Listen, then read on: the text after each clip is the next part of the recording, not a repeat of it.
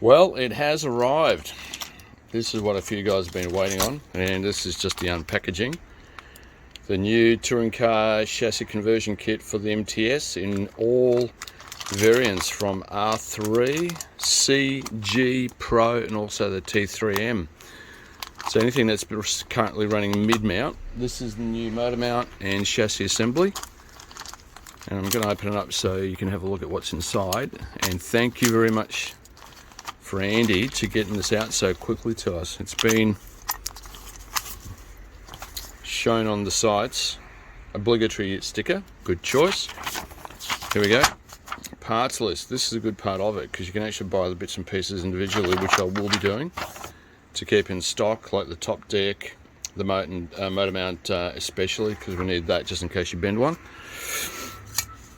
Chassis, obviously drilled out to suit the new motor mount assembly. Now with this, everything from an R3, glass, carbon, Pro and the MTS will go straight onto this. This is to supplement the new motor mount assembly, which is this beefy little piece here, but that'll be last. One piece top deck. There'll be options coming out in different thicknesses, and also if it's going to be a split, so instead of having that brace in the middle there, it'll be only just the two pieces, but that'll be for trial and error to see how things work. Okay, this is the brass brace at the back, plus nuts and bolts.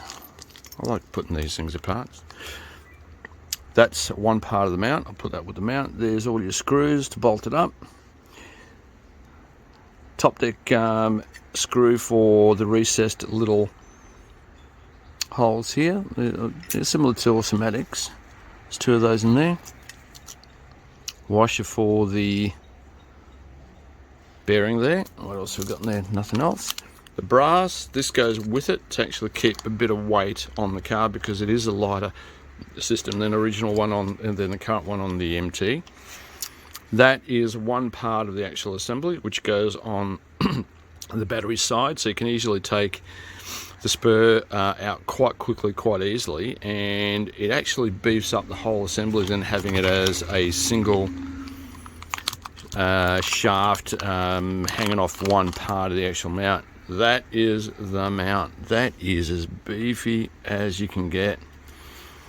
I had a comment from a well-known racer here, and his words were, "Holy moly mount. That is one piece machine perfection." And as you can see this, that's a nice touch. See how it's got a groove there? Only that portion sits above the actual, sits on the chassis, so that's any portion. This doesn't touch the chassis. So it allows for flex. So instead of the whole width of the mount touching the chassis, which will actually impede the flex, that having that little rise there, it's about 1/2 mil, they'll actually keep it off the deck, so it actually allows it to flex properly. That's the front, that's the motor, that's the rear. Spur gear sits into that cavity there. The other portion of it, which is this, bolts up here, supports the spur. So if you're actually going to take the spur off, just take that off and take it out, drop it back in, bolt that back up there, and the battery sits on this side of it, so you've got a clear way for the screws to the actual motor mount, as you can see there. So there's plenty of clearance. You can adjust your flex, plenty of holes there to adjust your flex. 2, 3, 4, 6, 8 screws, 10 screws, whatever you want. Carpet, put them all in. Asphalt, middle, back, middle, front, back, middle, front, whatever you need to do. There's the unbagging, if you want to call it. Something to really look forward to. I'll be putting this into my car in the next few days. There's 3 of these going out to some team drivers to put onto their cars, convert them over to this new format, this new chassis, and I'll keep you informed on performance on the track. Thanks for your time, guys. Take care.